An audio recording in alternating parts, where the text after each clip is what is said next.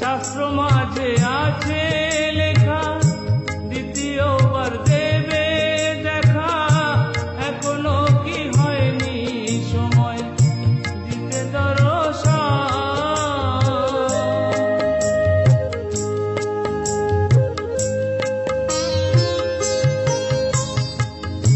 শাস্ত্র মাঝে আছে লেখা, দ্বিতীয়বার দেবে দেখা, এখনো কি হয়নি সময় দিতে দর্শন।